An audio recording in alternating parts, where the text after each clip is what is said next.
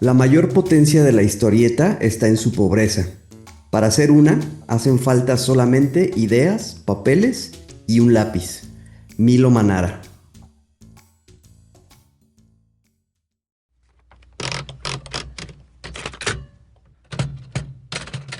Queridos cazadores, esta es mi historia.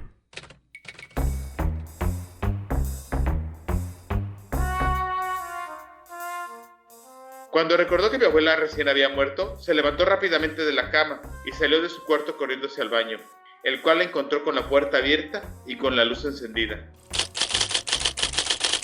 La vida es como un libro, y si no viajas, solo lees la primera página. Esta noche, antes de acostarte, reflexiona sobre esas palabras. Tan solo te puedo asegurar una cosa: tu vida nunca será la misma. Soy Pablo. Yo Miguel. Y juntos somos Cazadores de Historias.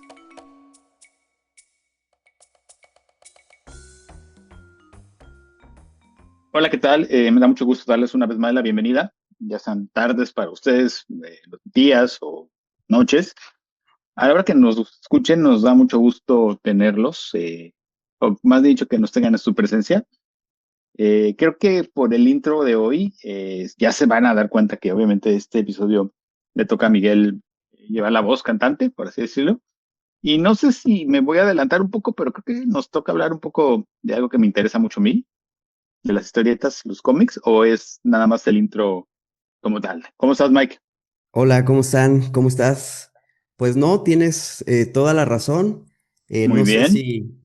si abordaré los cómics que a ti te Ujú. interesan, pero historietas, sí. Sí, Y bueno, de hecho les adelanto que tanto este como el episodio que sigue vamos a estar hablando de historietas.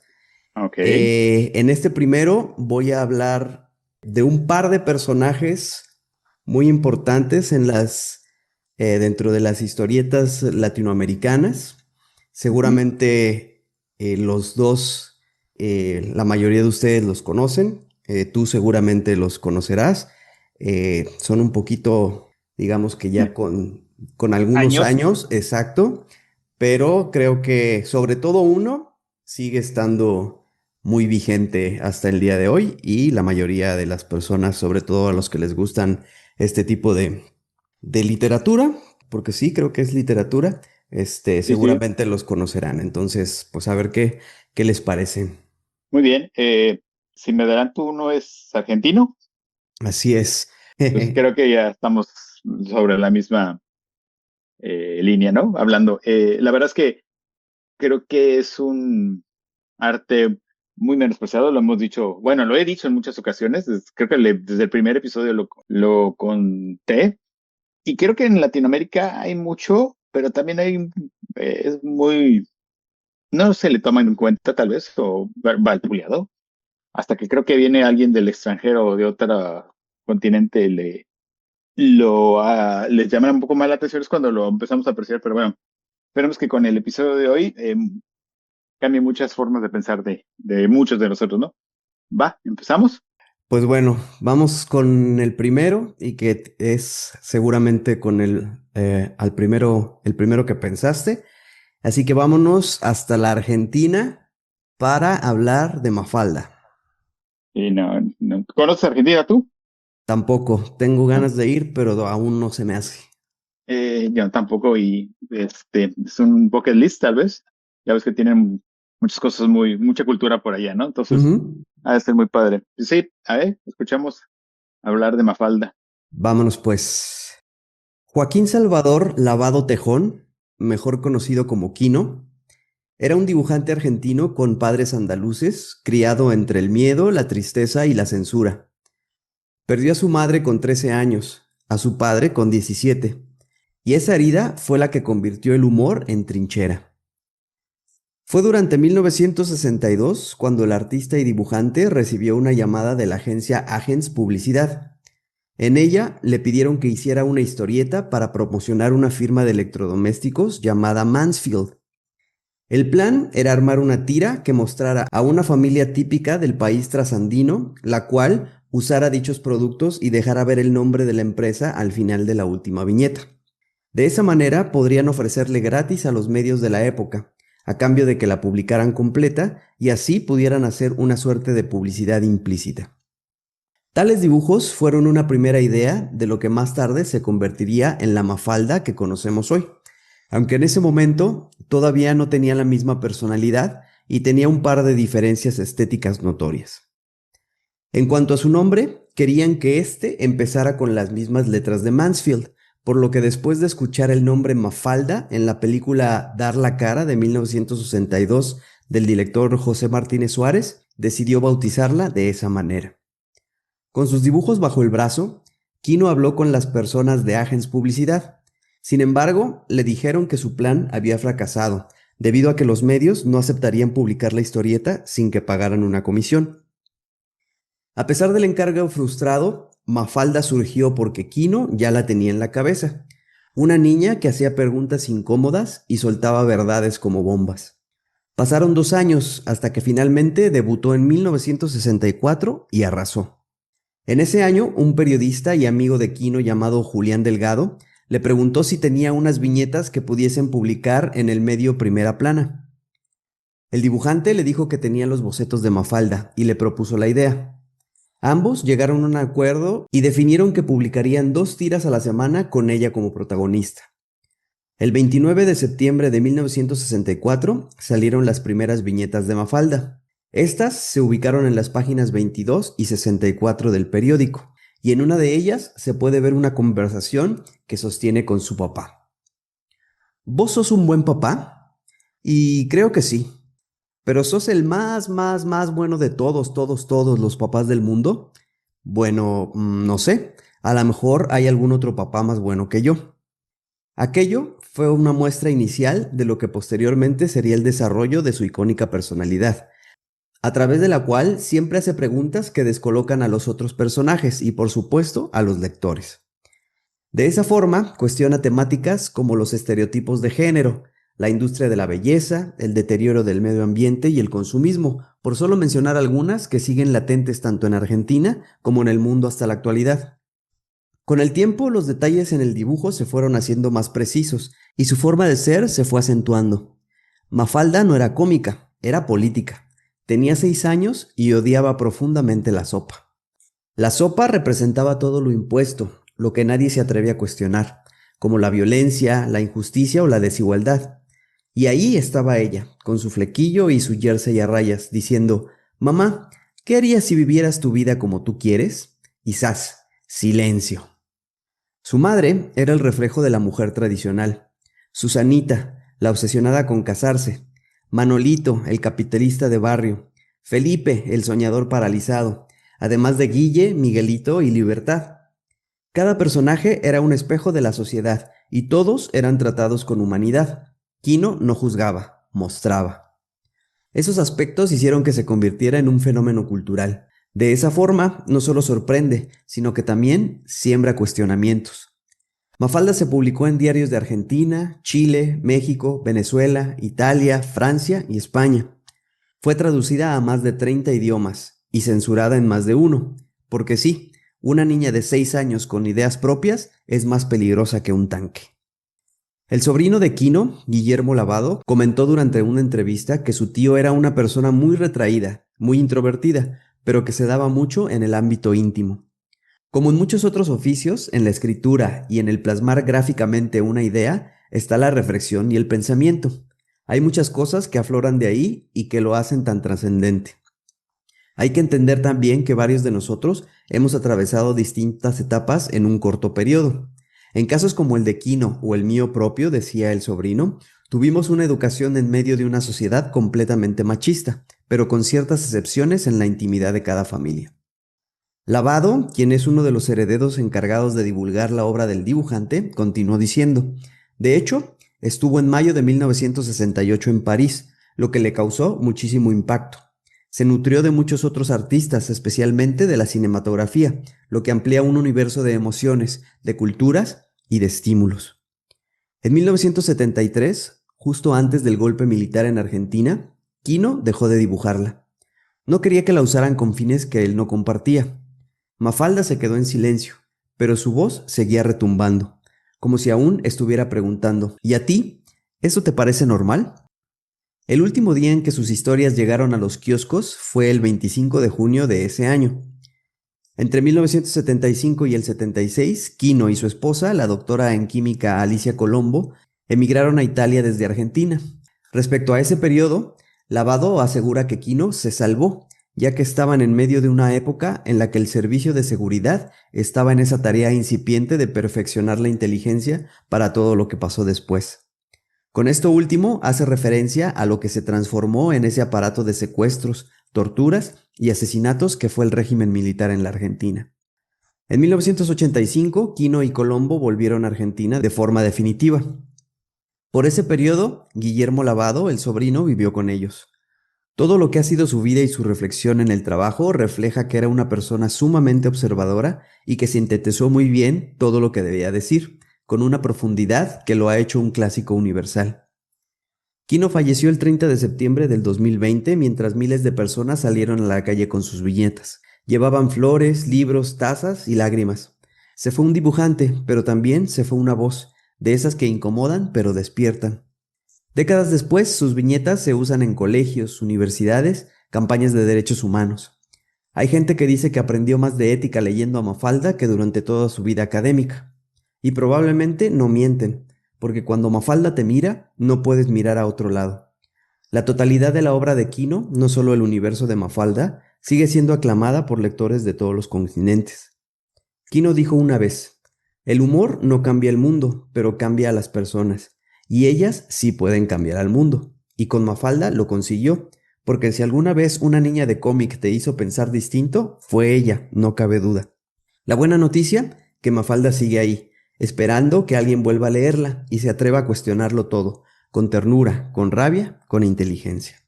Qué buena historia.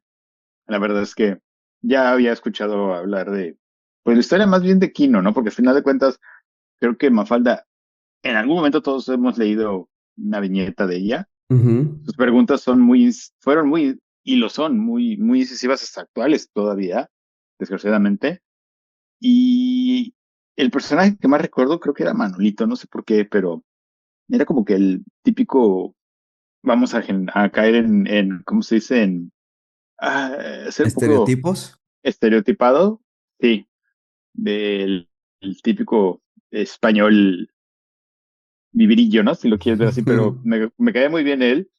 Hay una historieta en particular que se me quedó mucho, que es cuando está con el globo terráqueo. No me acuerdo muy bien cómo va la pregunta, pero se empieza a hacer preguntas muy, pues, con mucha filosofía y muy trascendentales, ¿no? Uh-huh. He visto que tiene, por ejemplo, ya como parte de su homenaje, hay una banca en Buenos Aires donde puedes tomarte una foto al lado de ella.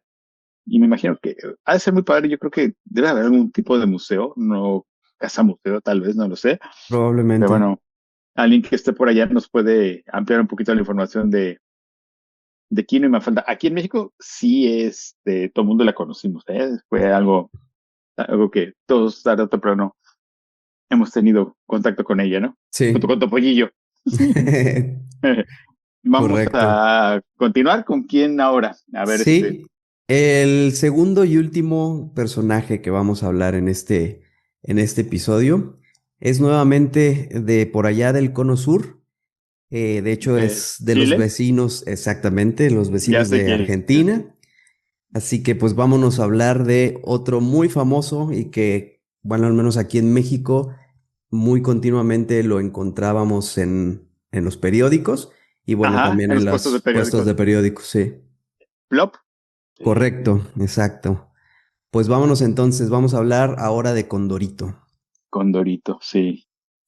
René Ríos Bottiger, Pepo, coincidió a Condorito luego de ver las películas de Walt Disney, Saludos Amigos y Los Tres Caballeros, ambas de 1943, donde se caracterizaba a los países latinoamericanos como diferentes personajes de caricatura.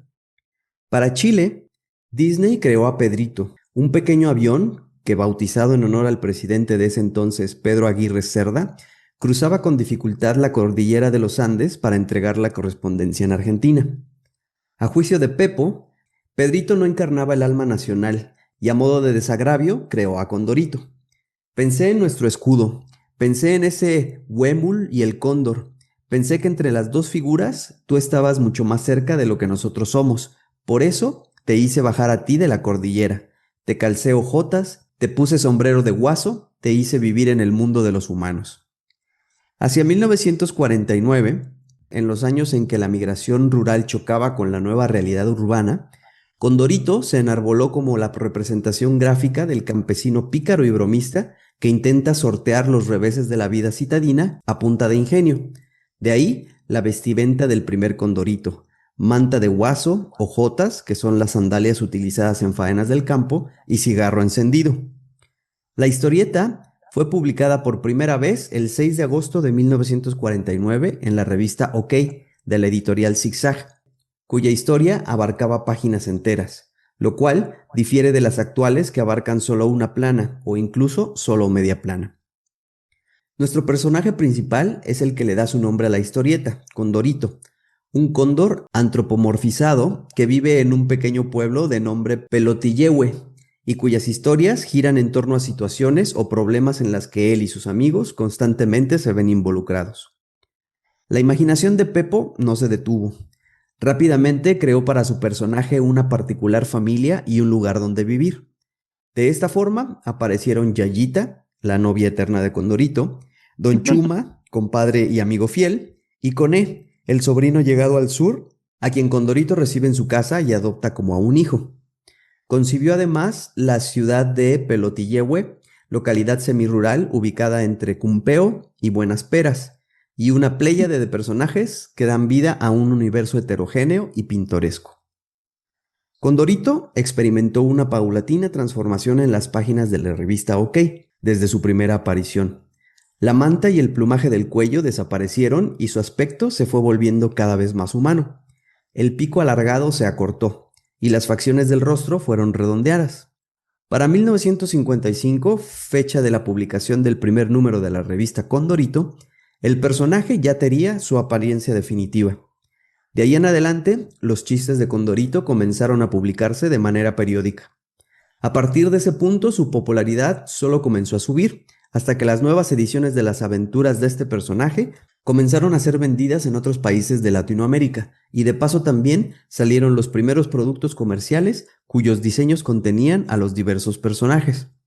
A la par con la inventiva de su creador, también las experiencias personales de este permearon el universo de Condorito.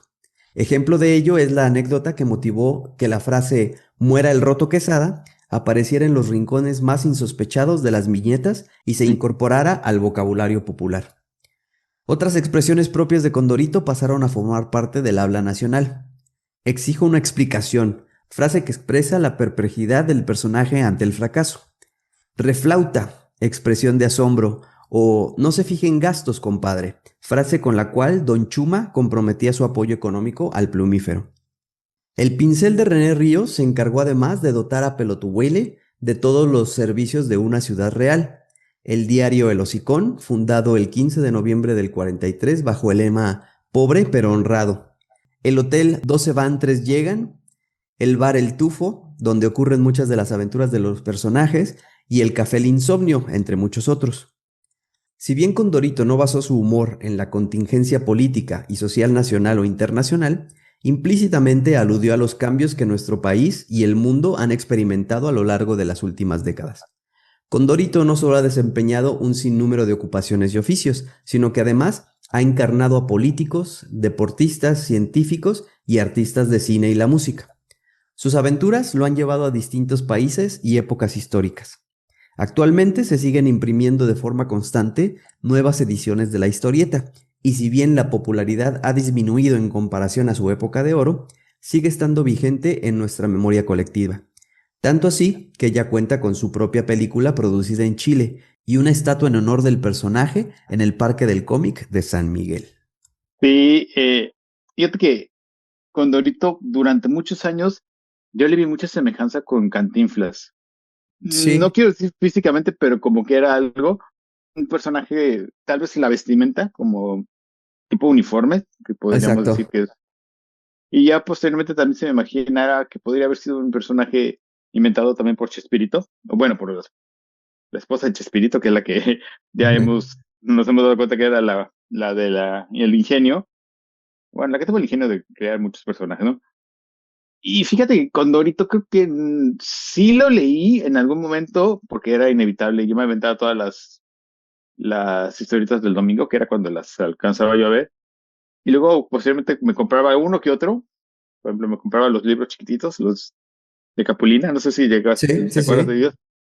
Esos, Memín Pingüín me gustaba y no, porque era una tragedia esa historia. No sé si la vamos a platicar más adelante, no sé cuándo.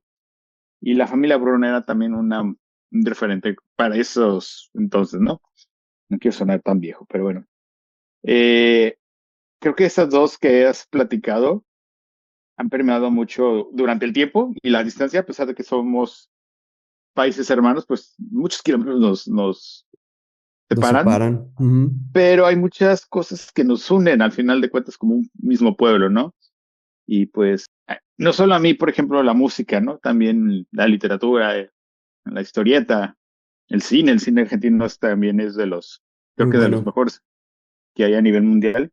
Y la mejor banda de rock, a mi gusto, es En Soda Stereo, español. Ujú. en español. Y pues nada, entonces, hay mucho por allá también que nos pueden ofrecer y ojalá y no sea lo último. Hay otro que creo que no lo vas a platicar, ya son los dos que vas a platicar por hoy, ¿verdad? Ya hablaremos de otros cuantos en el siguiente En el episodio. siguiente, no sé si me voy a adelantar, pero hay otro de Argentina muy bueno No, no, que de se hizo Argentina no.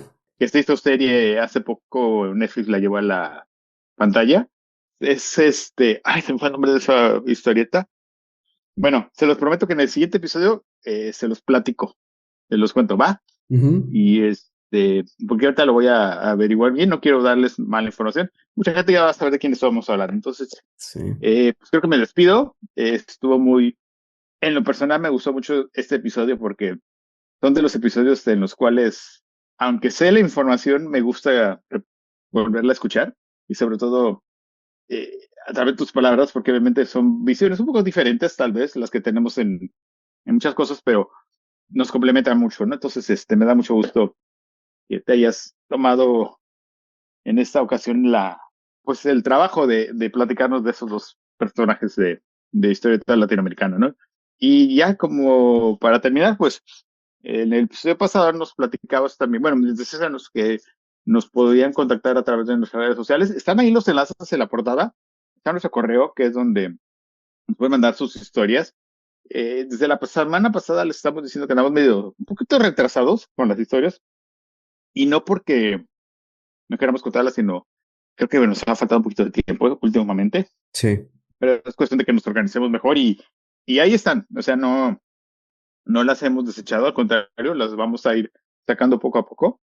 Mientras haya vida, pues nosotros tomaremos esta vida para seguir con este proyecto, ¿no? Y pues me da mucho gusto, una vez más, agradecerles a todos y nos estamos escuchando la próxima semana.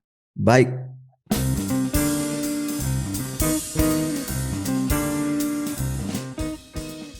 Porque la vida es una colección interminable de historias y todos tenemos una que contar, esto es Cazadores de Historias, el podcast.